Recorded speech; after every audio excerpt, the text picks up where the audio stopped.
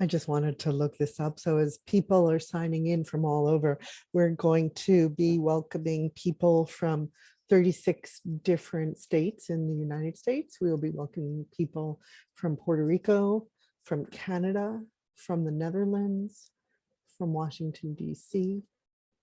So as we go through it, we know people are joining. Let's give it a couple of more minutes. Good morning to those of you on the West Coast. Good evening to those of you in the Netherlands.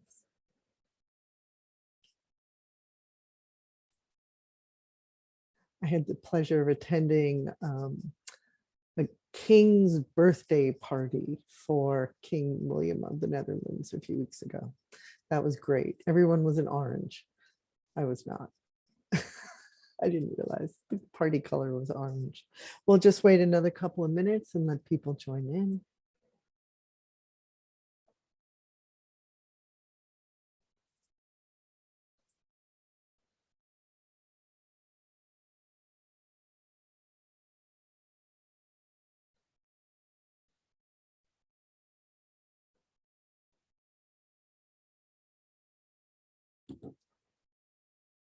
Maybe one more minute and we'll get started.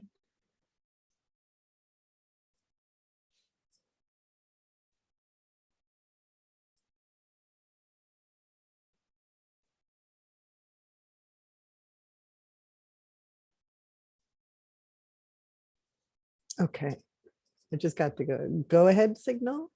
We'll get started. My name is Erica Sanger. I'm the Executive Director of the Museum Association of New York. Thank you for joining us today for the Museum Support Democracy program that the Museum Association is producing with Museum Hue. We are so grateful for this work that we're doing with Museum Hue and Stephanie Johnson Cunningham. Today we will be talking about healing historical legacies with Dr. Joe Stahlman and Dr. Vedet Coleman-Robinson. Next slide. I want to say that it is with gratitude and humility that we acknowledge that we are learning and speaking and gathering on the ancestral homelands of the Mohican people, who are the indigenous people of this land. And this land acknowledgement is for where the offices of the Museum Association of New York are. I know that Stephanie is speaking from somewhere else, and that Dr. Stahlman is speaking from the lands belonging to the Seneca Nation. Despite tremendous hardship in being forced from here, today their community resides in Wisconsin and is known as the Stockbridge-Muncie community. We pay honor and respect to their ancestors past and present as we commit to building a more inclusive and equitable space for all.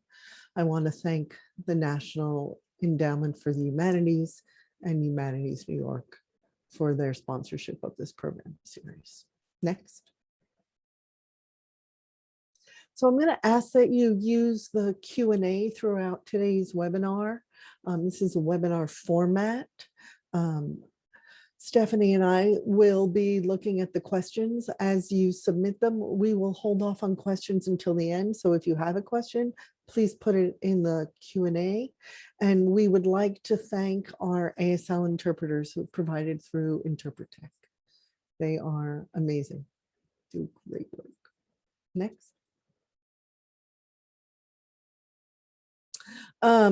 I just want to share a bit of really important news for us.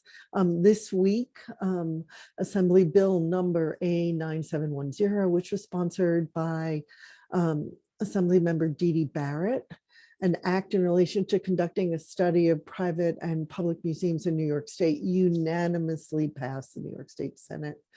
This is no small feat to get a bill passed unanimously.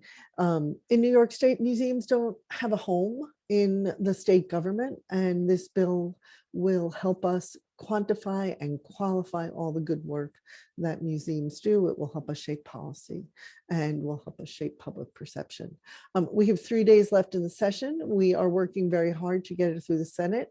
If you are a museum professional in New York State, I really need you to reach out to your New York State Senator and ask them to support the bill in the Senate side, which is 8934. And Jeremy Cooney of Rochester, New York, has very enthusiastically stepped up as our sponsor in the Senate side. Next. Coming up Friday, June 24th, we are pleased to host a discussion on ethical collecting and deaccessioning. You can just scan that QR code. We'll take you right to the registration page. And then I think the next one, Megan, yep. And then we're also thrilled, Friday, July 29th, we'll be talking about expanding interpretive lenses with Dr. Hatham Eid and Alexa Griffith from the Cooper Hewitt Smithsonian Design Museum. One more, I think, yes.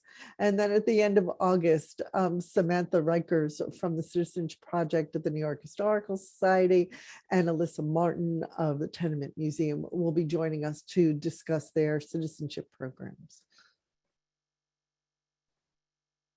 So thank you for joining us, and I'm going to turn it over to Stephanie. Hi, everyone. Thank you all so much for joining us today for this important conversation on healing historical legacies. Really glad to be in this space with you all. So today I am here in New York City, where Museum Hue is based in the unceded land of the Lenni Lenape, and really glad to be here in community with Museum Association of New York, as well as today's esteemed speakers. It gives me great privilege and pleasure to welcome Dr. Joe Stahlman, the Executive Director of the Seneca Iroquois National Museum, as well as Dr. Vedet Coleman-Robinson, Executive Director of the African American Association of Museums. And I'll also read their short bios as they get ready to present. So Dr. Joe Stahlman is the Director of the Seneca Nation's Iroquois National Museum, Osagwende Cultural Center, and Seneca Nation's Tribal Historical Preservation Office. Joe is a scholar and researcher of Tuscarora descent. He has over 20 years of research experience working with First Peoples. His research focuses on culture and history, as well as ongoing socioeconomic and health and wellness related endeavors with Native communities. He takes an active role in addressing the space Native peoples occupy in North American archaeology and cultural resource management. He regularly talks on the need to promote equity among all peoples in North American society through a number of reconciliatory processes which are inclusive for all and empowers people to express agency through creative and intellectual endeavors. Dr. Vedet Coleman-Robinson is the Executive Director of the African American Association of Museums. Coleman-Robinson comes to AAAM from the National Park Services, where she served for 11 years as a grant management specialist within the state, tribal, local plans and grant division. During her time at the NPS, Vedet was the program lead for the Historically Black Colleges and Universities grant and the Underrepresented Community Grant Program at STLPG.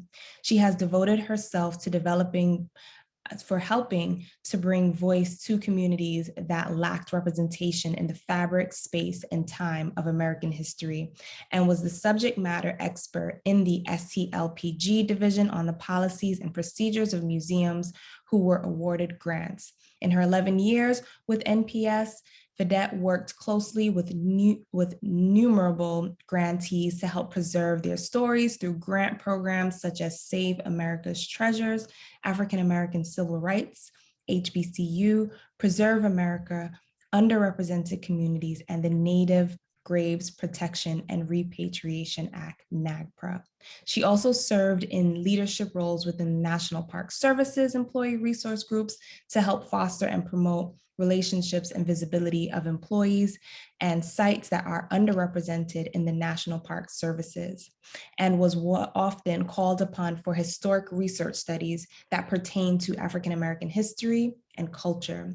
Coleman-Robinson is a long and lifetime member of AAAM and has played an important role in growing the ranks of the association's membership through her role in the membership committee.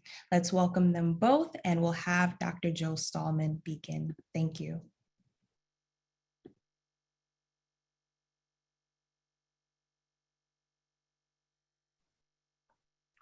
My name is Dr. Joe Stahlman.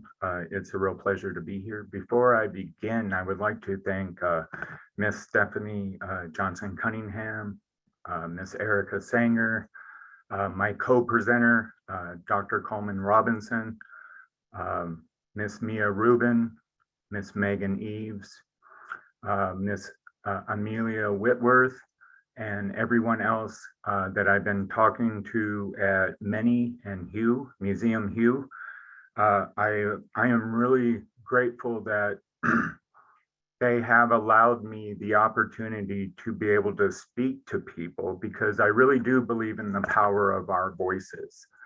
And I think Erica was correct. If we have to call our representatives on everything that we do, and it doesn't matter where you reside, on an indigenous territory or in a state. If there's something that really matters to you, make sure that you speak up. Just over the last couple of weeks of the things that I have seen, I think we need to use our voice more often, and I encourage everyone to do so. Moving forward with this conversation, I have been meeting with a lot of allies over the last few years. And at first, when I took on the job at Seneca Nation to run the museum, I initially thought it would just be kind of a handshaking, public-facing job where I would just be kind of a smiling face, greeting people, talking about culture, and history. And the job has turned out to be so much more. And I think one of the reasons why this job has turned out to be so much more is that off and on for my adult working life, I have been in and out of indigenous communities. So I have kind of jumped back and forth between academia, working a 9-to-5, and working for indigenous communities. And since being here at Seneca Nation for the last 3 years, I'm about to go into my 4th year here. What I've seen is kind of a disparity in how funding is awarded. And so permit me, it might seem like a ramble at first, but I am going to get to a point. And the reason why I want to talk about this is because as we enter these conversations, I really love the title of this series, Healing Historic Legacies. I'm all about that. And the one thing that I really enjoyed about being in the New York State area or the Northeast is that there are so many allies who are on the same boat as myself and my indigenous colleagues and peers. And so that necessarily hasn't been an issue here, but what I've seen is the inability for indigenous communities to get some of those larger grants that seem to be out of our reach.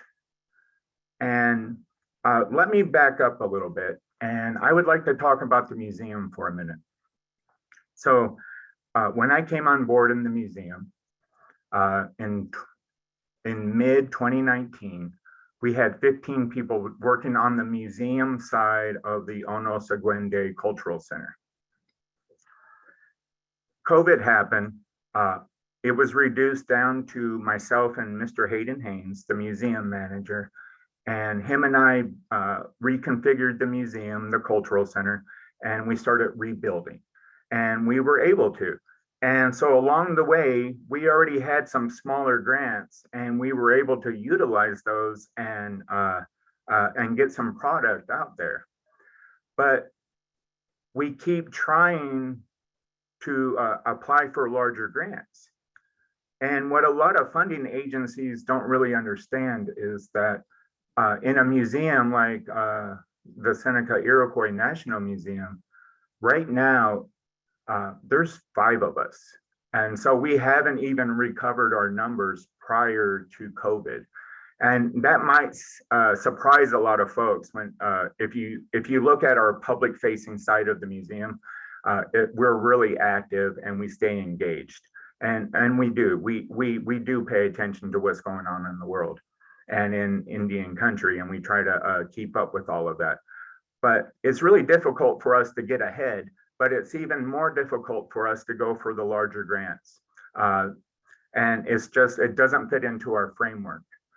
And so a lot of funders, they don't realize also that a lot of the employees here do not have a formal education in museum studies or just having prior museum work prior to coming here. And so what makes me really proud about the staff that we do have here, everyone had a different job prior to coming to the Seneca Iroquois. So our collections manager 24 years ago was a butcher. And now she's in charge of our collections. And most people who meet her would never ever assume that she has no background in museum collections. And she does a wonderful job and she's self-taught. And one of the things that funding agencies do when they talk about, when they respond to us, they respond about the staff's lack of education. And I find that really disheartening, because if someone actually knows Johnny Krause, our collections manager, they would actually be blown away by the fact that she is self-taught and she learned from another community member who was self-taught. And so Johnny is actually pushing forth a very Seneca-centric view of museums collections, which I find really unique as a person who has training in anthropology, because I walked into a role and I was able to observe this person who has a Seneca worldview employing Seneca methods in doing curation and collections. And it is a little bit different from how a Western trained person would be, but she definitely has put her own twist onto things. And it's not even an idiosyncratic twist, it's more of a cultural twist. And that's what I find amazing. But unfortunately, when our applications go to these larger funders, they're unable to see the skill set that we do have available. What they are looking at is the formalized training that we lack. And I'm not out to badmouth anyone or any organization or anything. I understand that there are standards and they're there for a reason. But some of these standards prevent us from moving forward. And so has Miss Johnson Cunningham read about my bio a few minutes ago, I would also like to add equality and justice to the equity part of my bio. Because yes, we are moving into a stage where there is more equity or equality amongst us, but there still is certain elements of justice that aren't there. And I think it's difficult for our non-native partners, our fellow non-native peers, but also our non-native funding organizations. They don't realize that we're a little bit different, and we should maybe not be graded on a different level, but I think there needs to be another type of matrix that allows these funders to look at organizations as standalone institutions and to be judged on that, and not by the formalized Western education that we're often judged on. And I find it useful. It would help us out for sure. And I know it would help out hundreds of other of community organizations comprising of Indigenous folks, Latin American, African, and other unrecognized populations. Another thing, so last Friday, I went to a museum opening. It was the opening of a new hall of this museum. It's something that they were working on since 2016. They were pushed back a little bit by COVID, but they were able to open up this new hall last Friday. And I find the museum opening really unique for a couple reasons. One being 2022, the museum really did pat themselves on the back a little too heavily about having the inclusiveness of Indigenous voices in their exhibits. You know, for me, as an Indigenous person working in communities, museums, and other types of institutions, I always feel like these things should have happened a long time ago. Although they're happening now, and I'm really happy for that. But within this hall opening, the museum talked about the amount of money that they spent on redoing the hall, which was in the low 8 figures, okay? And then they talked about the involvement of all of their Indigenous partners. And you look at the hall and the output that they created from the amount of money and the involvement of their indigenous partners, I found myself thinking during the keynote speech, this isn't sustainable. So as we move into this world where we want to promote more equality, providing voices to the people of the subject, of the focus, we have to find sustainable ways. If we're going to keep this going, we have to find ways that allow us to keep these projects going. Because as I sat and listened to that talk, I really found myself really doubting their ability to keep it going with all of their best intentions, because a lot of this was created through grants and funds. And so to keep the magnitude of this project going, they got to keep the magnitude of grants and everything going. And I find it really imperative. So museums and other repositories that hold on to materials from communities, especially Indigenous communities, I think it might be important to start writing line items into budgets that allow us to keep this progress going. Because if we're going to solely rely on grants and other types of monies, more than likely these things are going to fall to the wayside. And I've seen it with smaller museums working with different populations. It's just, you miss that one grant cycle, you don't get the grant that you're hoping to get, and then ends the dream. And so we have to make sure that these types of things, no matter what you do or what your focus is in your museum, there has to be secured ways to ensure that Indigenous voices continue in this progress that I've been seeing. Permit me for a drink.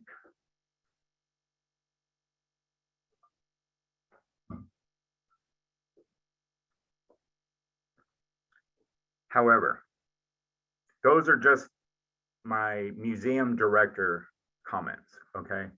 That's what I see as a museum director. That's what I see trying to compete with non-native institutions. However, there is a conversation, how do I say this? You know, there is a conversation, and I'm trying to figure out a way to say this without sounding like I'm victimizing people of the past. History is problematic. We all know this, right? You know, we all have the sayings, victors write the history. I don't know if that's necessarily true, but for me as an Indigenous person, I see most of my histories written by people from outside of the communities. And so these types of narratives really do dominate a lot of discussions. And so for me as an Indigenous director, I'm always stuck in basic 101 conversations with folks, museum visitors, but also museum administrators. And a lot of people come forward with these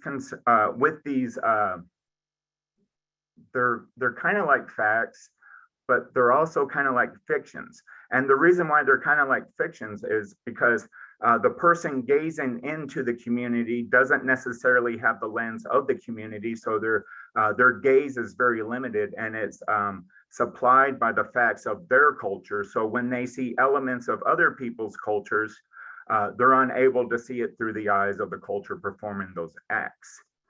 And so as a result, we have a lot of misinformation out there about indigenous peoples. And I feel like they need to be corrected. However, we live in a country right now where we have a lot of misinformation and a lot of fears about other peoples and what happened in the past.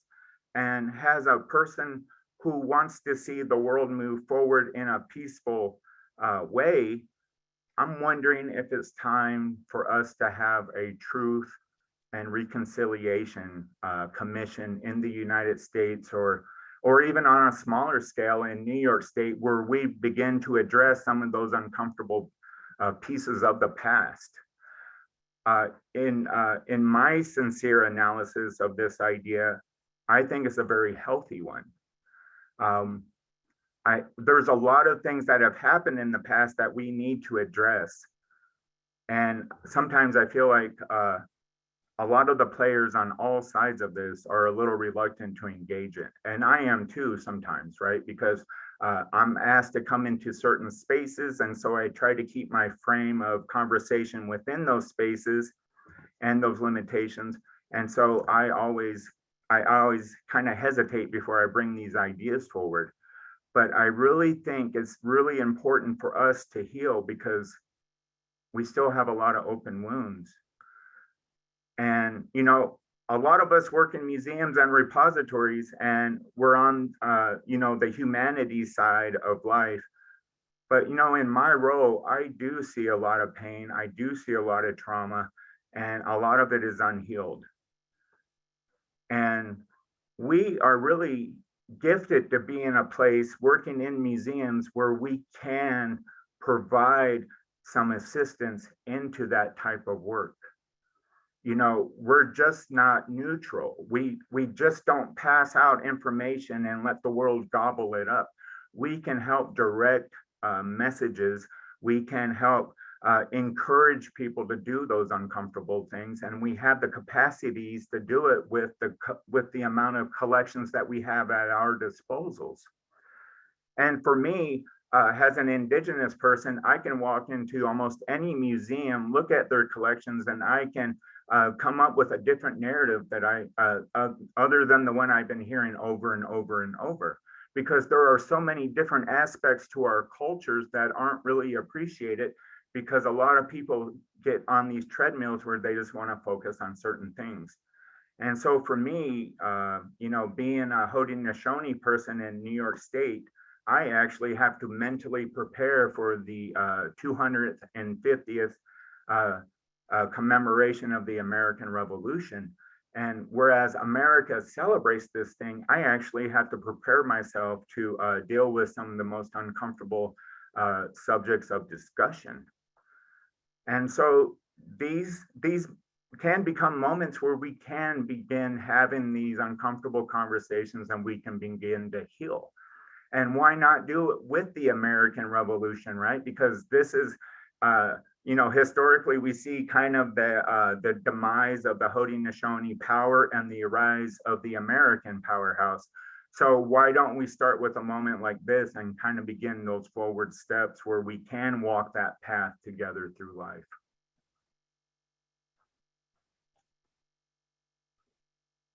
I've been talking for 20 minutes, and I don't want to take any more time away from my co-speaker and from everyone's questions. I would like to stop here. I really just wanted to talk about these three things. You know, if we're going to talk about equality and equity and justice, we have to think about it in all realms. And that's all the way down to funding for museums. I feel like there has to be a different type of grading matrix. There has to be some flexibility in judging certain institutions in who receives that limited funding, and I know it's limited. And then the other thing is, I really do believe in the power of our voice, and I do believe that museums are a good space where we can create a positive place that we can promote this idea of peace and love. I would like to turn it over to my co-speaker, and I want to thank everyone for their time. Yahweh.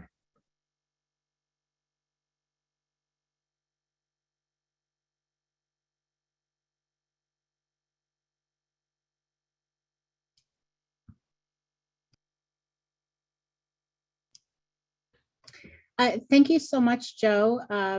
I resonated with just about every single thing. Well, I shouldn't say just about. I resonated with everything that you said. The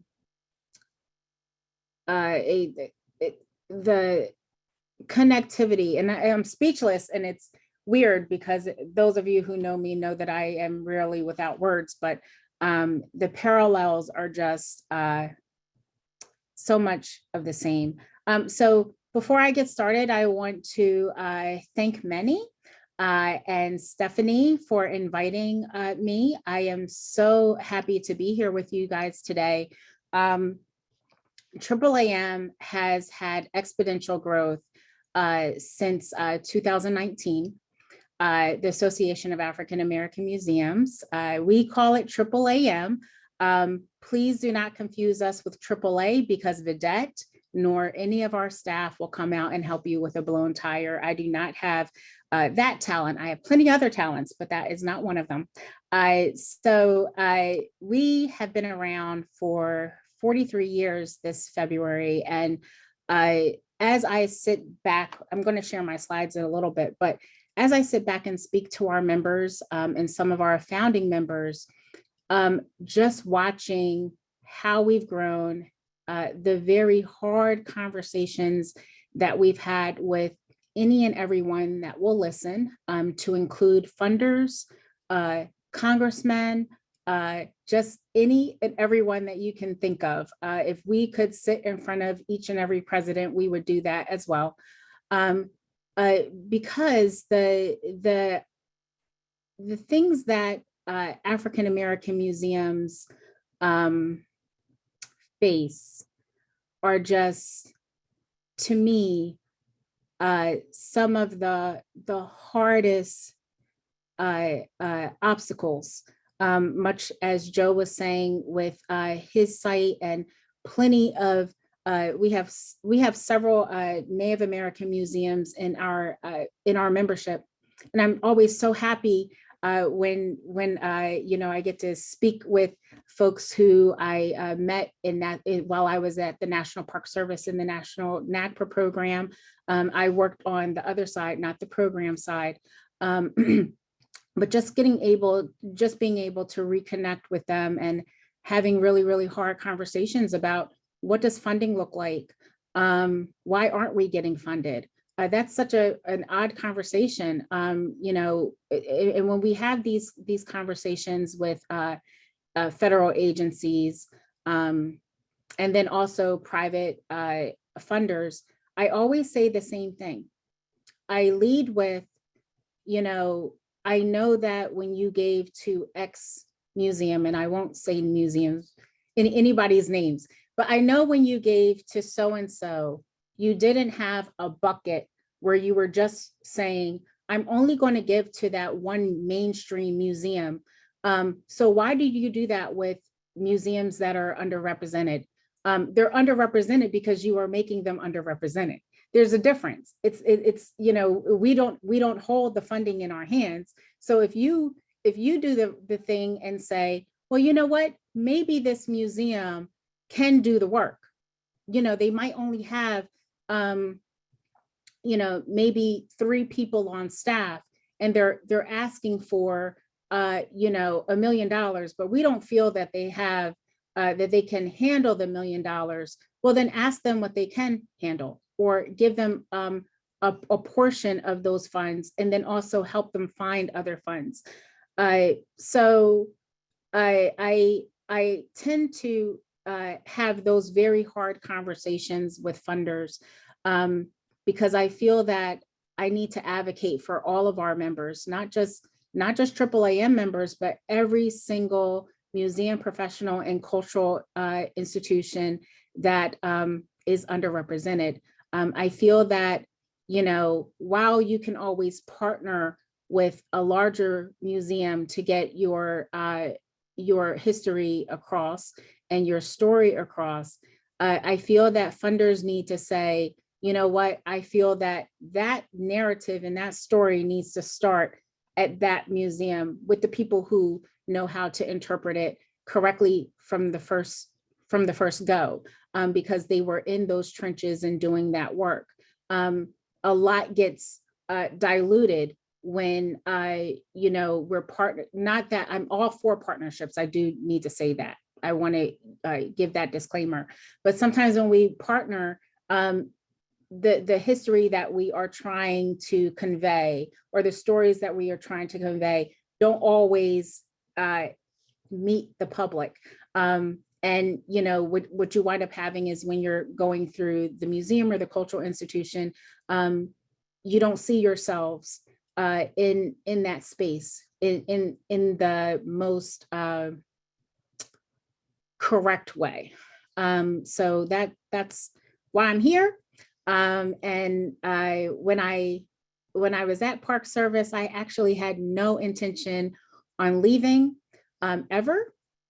But when the position for to be at the helm for the Association of African American Museums came across my desk, because I had been a member for quite some time and enrolled into life membership, I just believed in the mission so much that I committed myself to say, if any position comes across this desk, or my desk, not the desk at the Park Service, because I don't want anybody to think that I was being poached at the Park Service and using federal emails. But when the position came across my desk, it was a culmination of everything that I've ever done in my life. And it also allowed me to have total autonomy to fight for folks who have started a movement back in the 70s and just continue that legacy, and have some really powerful conversations with individuals who really could change the future of how we interpret and how we have conversations with the public. One other thing that was really important to me when I took this position is just being able to stand on the shoulders of giants and still have a lot of them around, where I could tap into them and say, you know, I have this idea. How do we grow AAAM? I have this idea to do this. I have this idea to do that. You've been around, you've been having conversations with a lot of the federal agencies. What were some of the obstacles that you had? Why couldn't this go through? Like, what's the problem? And a lot of their answers were, you know, really the same. Like, you know, Vedet, we just maybe the people who were in office were not the right people at the time, or you know, sometimes it's capacity. Sometimes, you know, we're working and we're trying to, you know, fight the good fight for our own museums, and then we turn around and we're also trying to fight the good fight for all museums. And I said, say no more. I'll fight for all museums. I will fight for all museums. I will fight for every single cultural institution that is a member of AAAM, and we're going to get it. So that's really what's been happening. And we've been so very blessed. I can also say that, you know, social injustice is a huge thing. And a lot of funders that I was speaking to right around, you know, the death of George Floyd, a lot of funders were saying, well, we're hearing that a lot of your museums are doing really well. You know, they're getting donations all over the place because people want to do something. And because they want to do something, they want to give to your museums. And I said, you're right. We are seeing an uptick in donations, but surely you do not want Black museums to rest on the body of somebody who died. We weren't getting donations like this. When every Black History Month, when we're speaking about slavery. So surely we cannot just rest on folks feeling bad and giving us funding because of what's happening in current day, what you're seeing on the screen. Let me say that, because this has been happening since, since Black folks have been in America. It's not just something that spontaneous combustion. It just so happened that this time it was recorded. And as I was speaking to funders about that, I feel that the ones that I spoke to really got that. They were, oh, you're right. It was like, oh yeah, we probably shouldn't say that. We probably should not say that your members are getting all of the money, because we're not. We're getting, we were receiving donations, because folks felt bad, and a lot of our members felt bad about that. So what we wound up doing is what AAAM members always do, is we turn those funds into doing programs, having really, really hard conversations with our communities. AAAM member museums always start in the community first. This has been something that we've done since the inception, and since the first museum was started, first African-American museum was started. We always start in the community first. We collect from the community. We have conversations with the communities in which we serve. And then from there, we just kind of build out based on the needs. And an example of this is when there were several Black Lives Matter protests happening throughout the country, a lot of the protesters were starting their protests maybe at a Capitol building.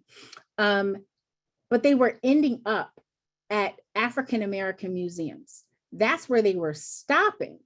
And the beauty of that was our museums were closed due to COVID. A lot of our museums were closed, but because the communities were already connected with this space, they were coming to our museums, standing outside, having conversations. The staff of the museum, although their museums were temporarily closed, were going outside and having conversations, collecting information, collecting data, as folks were having these conversations, collecting data, because we were in a moment where all of this needed to be recorded.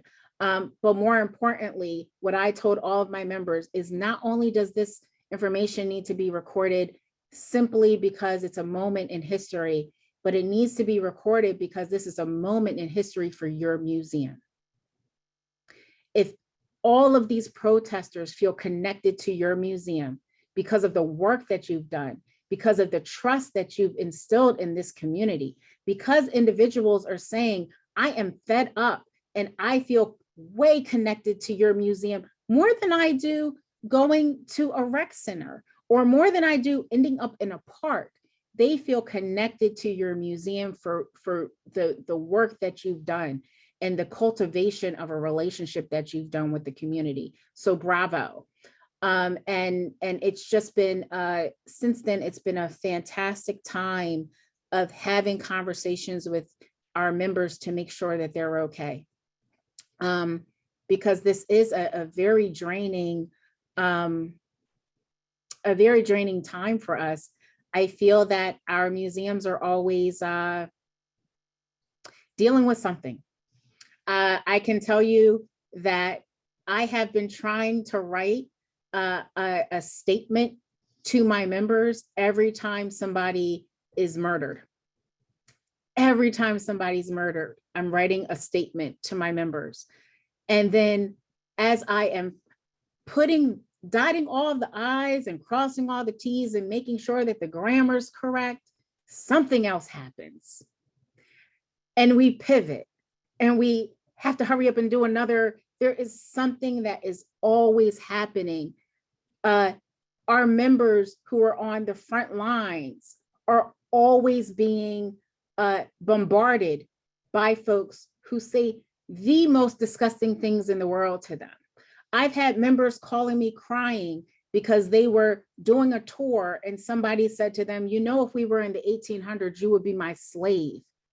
How do you continue to wake up and do this work when you're always bombarded by negativity and nastiness?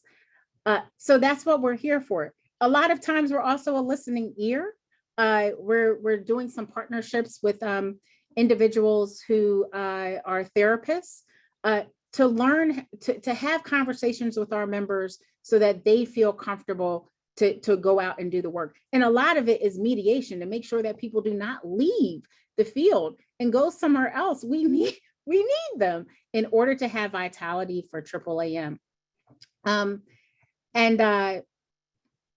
You know, as I was listening to Joe, I just said, bravo for saying all of the things that so many of us are experiencing. And I think I've been speaking for so long, I might not even be able to get to my slides, but I did want to let you guys know that, you know, AAAM is here for anyone in the field that is interpreting, preserving, or collecting African art or African American focused history and culture. We are here for you, and then we stand with you.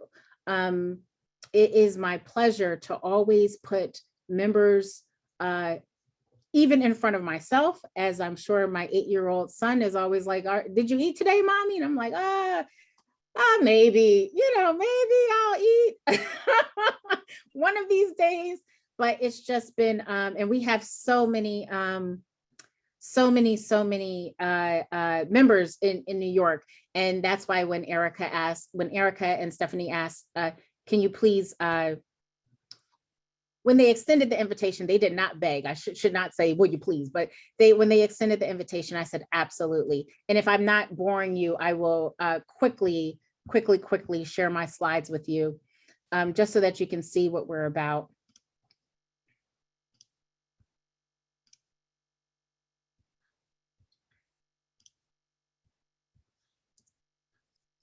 So the Association of African American Museums, back in 2018, we celebrated our 40th anniversary in Hampton, Virginia. And the reason why Hampton was so important to us is because Hampton University has the oldest African American museum in the country on its within its museum system, within its university system.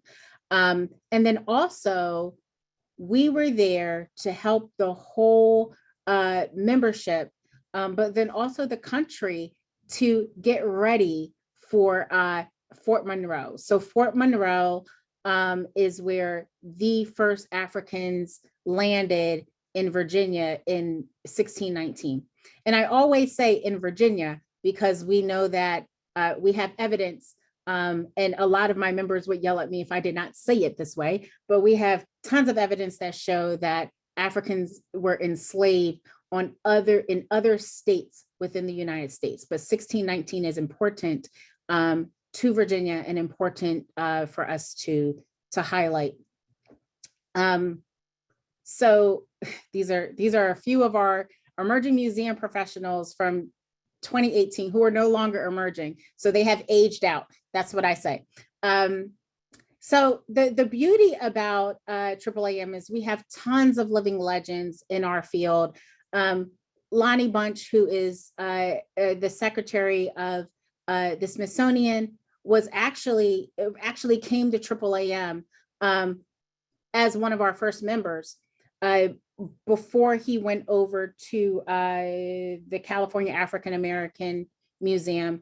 And he's such a gem, because Lonnie, when we were speaking to him a couple years ago and he did our keynote, he said, AAAM is the place where I started my roots.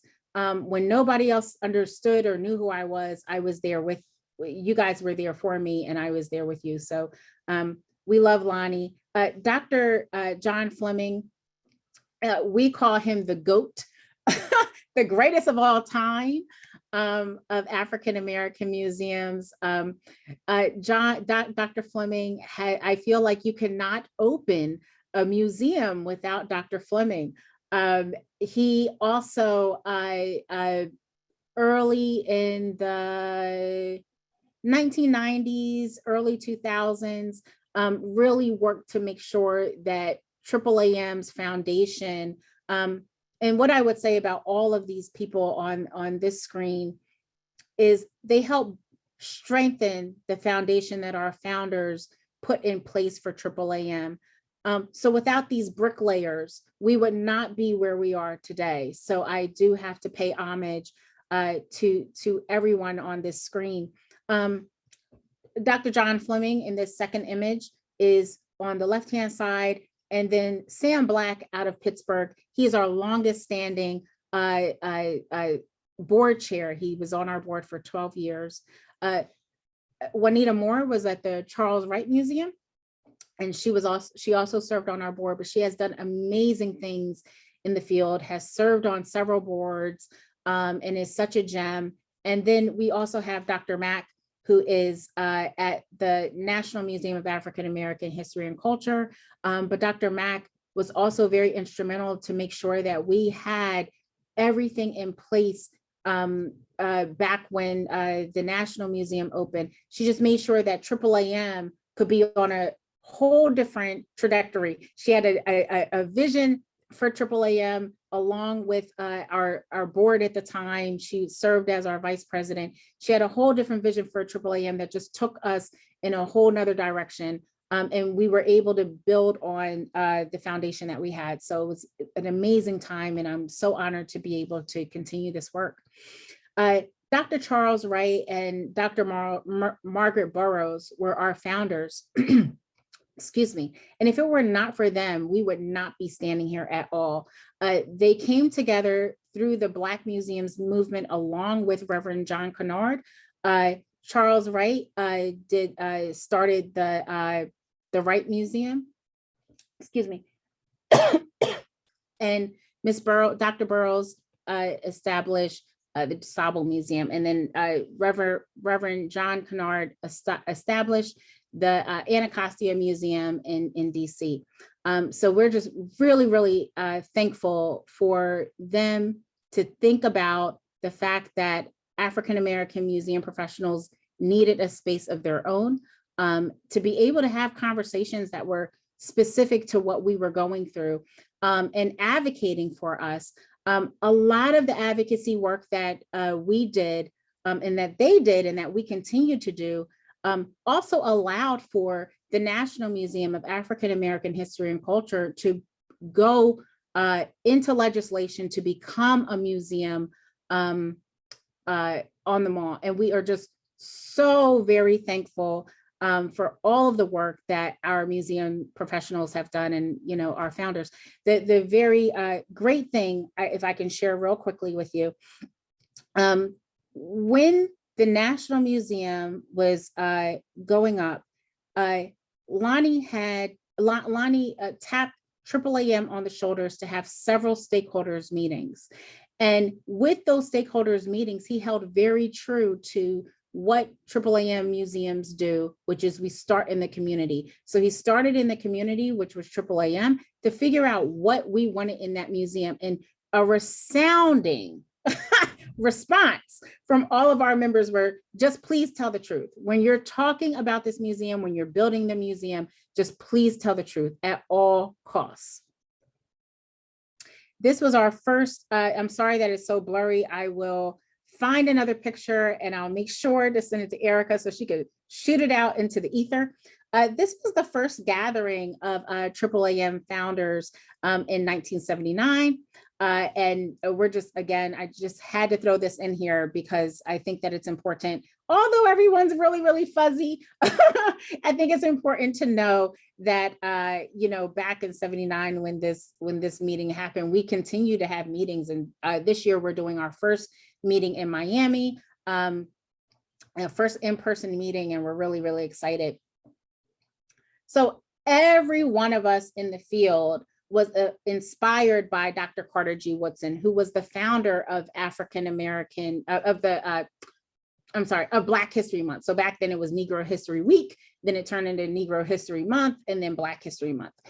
So we're really thankful for the work that he has done. But then also we're doing tons of partnerships with the association that he founded so that we can make sure that everybody who walks through a Black museum knows the reason why we preserve our history is because of Dr. Woodson. And his house is part of the National Park Service. It's a site, and it's also in DC. It's in the Shaw District. If you are ever in DC and just walking around and need to visit something. And so here's just a very brief timeline of our museums and where we stand. But like I said, the first museum was established at Hampton University. It's still standing now. It is beautiful. It's absolutely beautiful. If you are ever in Hampton, please make a point to check it out. And then, you know, it just shows you where we are as far as 1965 was concerned, when Charles Wright established the museum in Detroit, Michigan, which is where our board chair is from. So it's a full circle moment for her. And then what you will see here is, like, on this particular slide, we're really just discussing the timeline of the whole trajectory of African-American museums and where we stand, or where we stood during President Obama's tenure. So President Obama had an appropriation and signed some legislation for Fort Monroe to become a site, and they are a member, so we're really excited about that. But there was a Black museum movement that started. So that's important to know, that right around the time of the assassination of Dr. King, you know, a lot of our museum professionals were just like, well, you know, we have to save this history. What can we do? And, you know, a lot of people were saving collections in churches. So as museums were being established, and as we were having the Black Museum movement, we were going into these churches to grab, and also historically Black colleges and universities, I'm sorry. We were going into both of these places to collect our collections, which is really nice. And Lanisha DeBartoleben, who is our board chair, just really wanted me to point out to you all that we are about to enter into a whole different stratosphere for our museums, and we're just so very thankful. We are always looking for partnerships. So if any of you guys want to partner with us, please, please do feel free to reach out to us at info@Black Museums. We've been having a huge influx of, probably for the past 10 years, of plantation home sites to come to us to speak about how do they change the narrative of their interpretation of sites. How do they make sure that they have the hard and heavy conversations with their visitors about the enslaved, and but in a way that also commemorates the enslaved. This is also happening with a lot of Civil War sites. So we're really excited to be able to do that work as well. Everything is just so very important. So this is also the roots, aim, purpose of Black museums is education. One of the studies that the Alliance of American Museums did, out of that study, it said that museums are the most trusted source of education. And I thought that that was so amazing. It's like, duh. Yeah. So everybody's coming to our museums writ large, not just African-American museums, but across the field are coming to museums to learn stuff.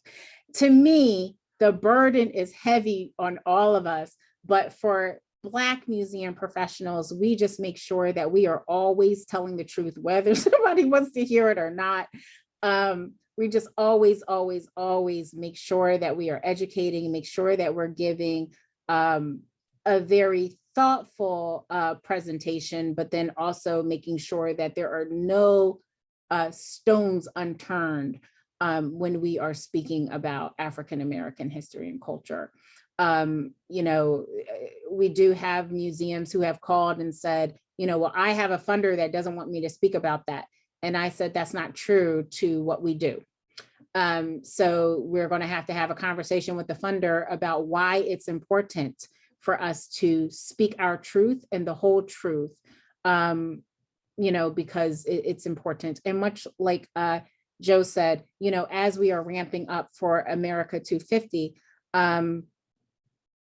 AAAM reached out to America 250 and vice versa. It was almost at the same time, where we wanted to have a meaningful partnership with the foundation so that we can make sure that as you know, communications are going out, and as you know, we are ramping up for this celebration of America, that everyone is included, and everyone is included correctly from the start. So we've been doing some amazing work there. And, you know, sometimes it is traumatic. You know, we get, you get interesting, and this isn't just America 250. I'm just speaking about in general. We do get questions, you know, that are triggering for our museum professionals. And, you know, folks do have to go home and debrief and unwind, and sometimes separate themselves for a little bit. But at the end of the day, we want to make sure that the information is told accurately. So we always put our own selves sometimes to the side to make sure that that information is going out. So where are our members? We're all over the place. All over the place. And it's just so beautiful to see. Each one of these pins just shows you, it doesn't show you all of the members, but it just shows you where we are located, where our museums and which state we're located.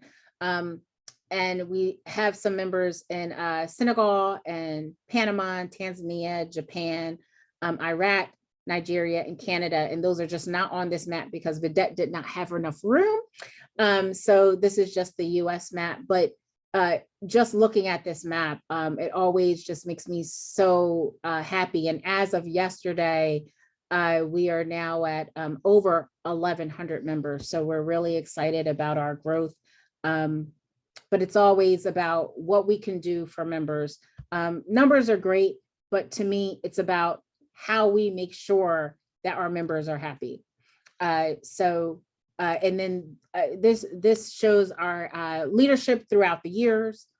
And you probably will see some names on here that you know and some that you don't know, but I would implore you all to go to our website at www.blackmuseums.org and just get familiar with us. We grew so fast that we had to move over to our own server. So our server was crashed. I thought that we were getting, I thought we were getting jacked and hijacked and all types of things, but that was not the case. It was just that our little server that we had could not withstand the growth that we were having. So that is the end of my very brief slideshow. I hope that I kept it engaging. It's so hard in these webinars, you know, you can't see people's faces. Thanks a lot for that, Erica and Stephanie. I don't know, but thank you. Thank you so much. Thank you, Vedet. Thank you so much. And I have a question, Joe, if you would turn on your camera again, is a question for both Joe and Vedet. And since, before we do these webinars, we have planning discussions. And when we were talking a few weeks ago, Joe mentioned the need for a Truth and Reconciliation Commission. And that's one of the things that's been cooking in my brain since we had the conversation. And I think I would love to hear from both of you. Who needs to be at that table? If you were to design a Truth and Reconciliation Commission, All who of us, needs to be? All of us. Yeah. all of us. It's Yeah. like a dysfunctional family. We Yeah. don't want to talk about the bad stuff, and we all got to go to the table and talk to the therapist Right. because we all hold it in different ways. Yeah. Yeah, I'm with Joe. I don't think that we've been working in silos for so long. It is time that we all just come together and have real tough conversations. It's just, now's the time. Now is the Yeah. time. Yeah. So a really, really big table. If you would invite one person, if you each had a chit to call in to say, I would want this person at the table. Maybe one is too few, but who do you want at that table besides all of us? If you could say, I need this person at the table. I need a child because that's the future. Yeah. Yes. That is a loaded question. And I know. don't think that you can just. Okay. Then you don't have to answer. No, I but think that, yeah, it's loaded on purpose. yeah, I know. And it's uncomfortable because now I'm like, that's going to show favoritism. So I will plead the fifth, but I will Okay. say that I feel that we do need to make sure that there is at least one person from every, not just organization, but every underrepresented community to have those really hard conversations. Yes. For me, as someone who grew up on the East Coast of this nation, I remember hearing the first time from someone who grew up in the Southwest and was deeply uncomfortable with not being able to see the horizon and didn't understand what all that green is about and why is our air so damp. And so when I think about representation and all of that, somehow his words always come to my mind that, it's not only who we are, but it's where we grew up and what our perspective is and what has informed our learning throughout our lives. So I love that idea of needing children at the table to point the direction of where we need to go. We have a few questions in the Q&A. Stephanie, did you have a question? We can start with the Q&A. Yeah. So there are a few thank yous that I want to make sure that you all see. Thank you for being inspiring and encouraging. We love the ideas, that you've been sharing, that grant agencies and the way that funding is distribution in our nation is a form of white supremacy. And I know it's important to the Museum Association in New York to begin to call that out in a really strong way. There are very small steps being taken to address these, and including the New York State Council on the Arts is allowing grants to individual artists again for the first time. And this is important, but there's a lot of work that has to be done with that. I don't see any specific other questions that have not been answered except a whole lot of gratitude. So yeah, Stephanie. Yeah, so one thing that I would add to that, and this was said throughout the program, is we definitely need our elected officials, our local electeds at the table as well, and having them understand the critical needs of Black and Indigenous museums, right? And the work that they do within communities.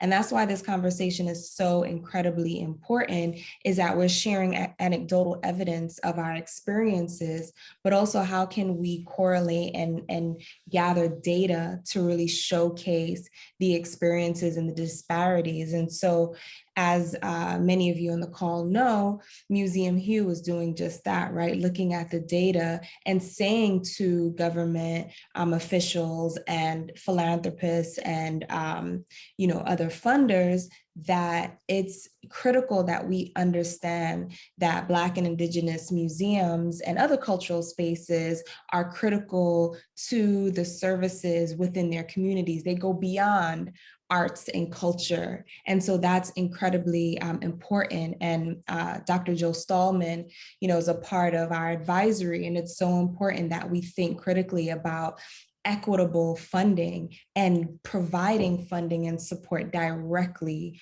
to these institutions. So, I think that a part of what you both provide is this wealth of information about your communities, whether it be the Seneca Nation and Indigenous communities. And for you, Dr. Vedet, the entire Black Museum movement, and having our electeds really connect to that and understand the impetus of their creation and the importance of their survival for generations to come. So my question to the both of you really is, how does your work connect back to the community? And you touched on this a bit, but and some of us know, the answer and in some form to this. But if you can explain and share some ways that, AAAM and the Seneca Nations Museum really works to build community.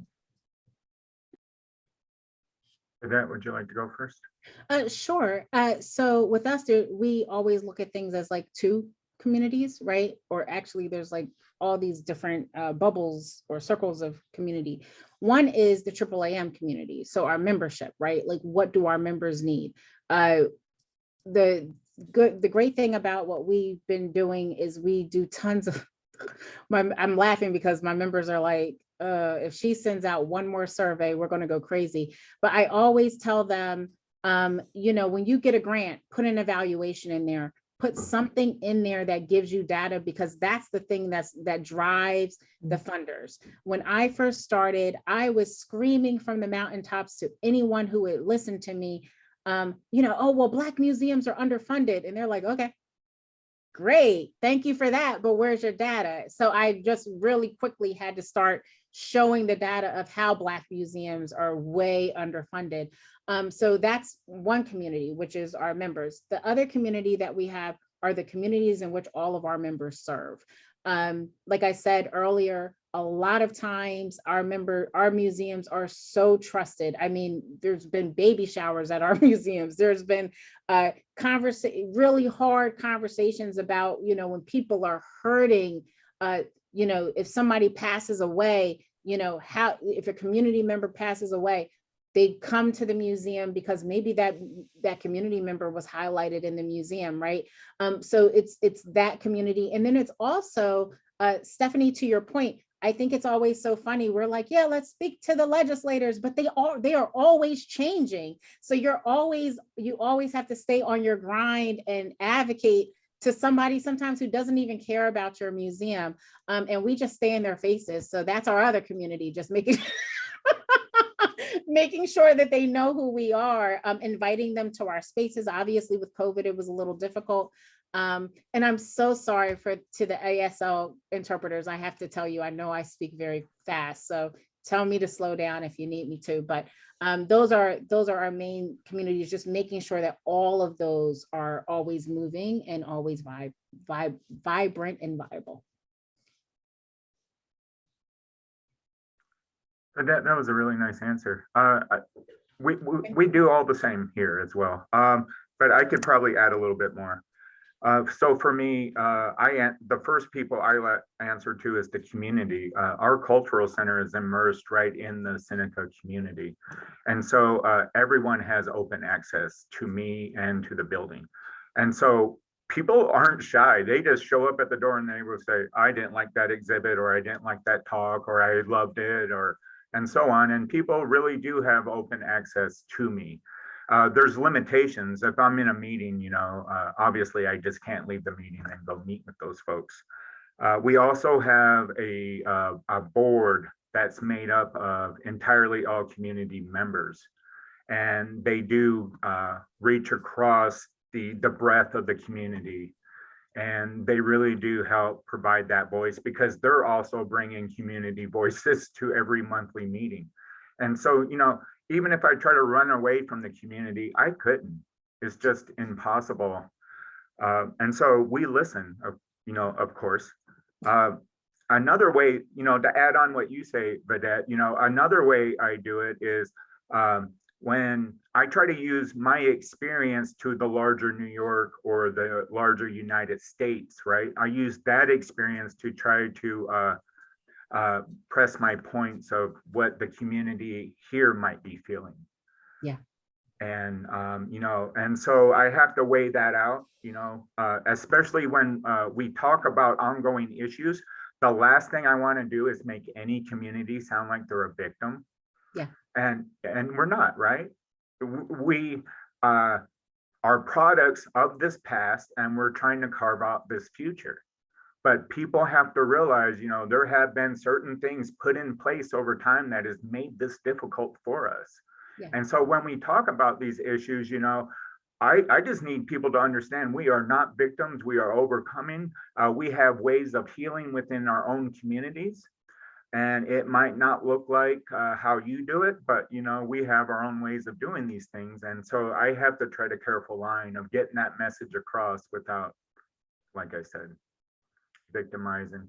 Yeah, for sure. And I know you also accept repatriated items as well, cultural items too. Yeah, in terms of helping with some of that difficult past, repatriation is a good space also to beginning that mending. And so for me, being in New York State, I would have to say my relationship with New York State Museum and the Buffalo History Museum is really exceptional right now. And that's because we started a very uncomfortable or potentially uncomfortable conversation of objects being owned by another institution that's not of the community of origin. Mm-hmm. And those conversations at first were difficult, but now I have these really deep interpersonal relationships with directors and staff at both of those institutions, and I couldn't even be happier about it. And that's the type of stuff that I try to do. Awesome. And then a question in the chat says, can you please talk about how each of you invites difficult conversations about race and oppression in cross-racial environments? Boy.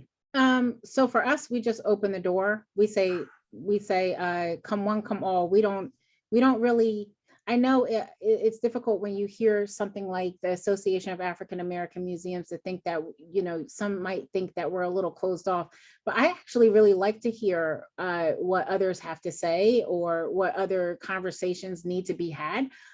One, because it's healing. Right. We're in a session about healing, but number one, because it's healing, but then also folks are really curious and they really want to help. We have allies all over the place. We would not be able to get this work, to be able to do this work without allies and partners. But, those are, I'm always open. And our board is as well. They're like, calm down, Vedet, stop opening up the door so much. No, they don't really do that. But seriously, we like to have an area where, folks can have conversations with us to be able to answer some of those hard questions. I hope I answered. I know I'm trying to keep an eye on the time, as I promised Erica I would, so. Yeah, it's much like Vedet's, as soon as we open the doors, people begin to learn about Haudenosaunee and Seneca peoples. And so as a result, what has happened in the past over time, that instantly starts an uncomfortable conversation, because most of our visitors are non-native, and I would say they're probably white Americans for the most part. And so they come in with a social studies view of their history. And so everything that we say is almost a counter to it. And so most people, there's always a great conversation when we lead a tour through our museum, because we're a counter narrative to the ongoing narrative. When I was at the African American Museum in Philadelphia, we would say that this was a comfortable place for uncomfortable conversations. Yes. Yes. For sure. Yes, that's a passport. Yes, for sure. And then another question that I have is just the future of your institutions and spaces. If you can share a bit about, plans to come. So our museums are gearing up for America 250. So a lot of the conversations that we're having writ large throughout the African American Museum field are what contributions can we do for 250th anniversary of America? What contributions can we give to make sure that the history is told correctly, right? As Joe just said, a lot of folks have, their high school education of what African American history and culture really is, and we have to debunk some of those narratives. So we're gearing up for that, and then since Juneteenth is now a federal holiday, while our African American museums have always celebrated Juneteenth, it's like all spotlights are on us. So we're doing that. And then AAAM ourselves, we're getting ready for our 50th. It's all eyes on what we're doing for our 50th. And I don't even know what it looks like right now, but I'm still trying to get out of this year alone. So thank you, Stephanie, for pedal to the metal type of planning for me, because now that it's out there in the ether, I'm going to have to do something. So I appreciate you for that. Joe. Yeah, thanks, Stephanie. I was forced to come up with a 5-year plan real quick. So we are doing the 250th. I actually want to talk about non-war things. I really do. And that's my goal for this 250th. Yeah. I want to focus on culture and how Haudenosaunee women were actually pushing for peace, because all we hear about is the war, right? And I want to talk about other aspects of what was going on at that time, because they're always overshadowed. We have that coming up. And then within New York State, we have the Erie Canal commemoration also coming up. And so all across New York, there's a lot of the dispossession of Haudenosaunee folks happened along the way as the canal traveled across the state. So there's a lot of space for room to have other voices about that canal. We're also working here on the territory more. We're hoping to turn the cultural center more into an arts district, starting here and working downtown Salamanca. We have been working with Seneca artisans for some time, and we do have some things in the works. And we're hoping to start an art scene in the next 5 years. We want people to come here and learn. I love that. I love that. And I'm looking forward to all of the amazing things that are to come, for sure. So please, please, please send us an invitation. Would love to celebrate both of you. But thank you both for your time, and thank you for your brilliance and your resilience. Really appreciate this conversation today. Thank you. Thank you. Thank you, everyone, for joining us.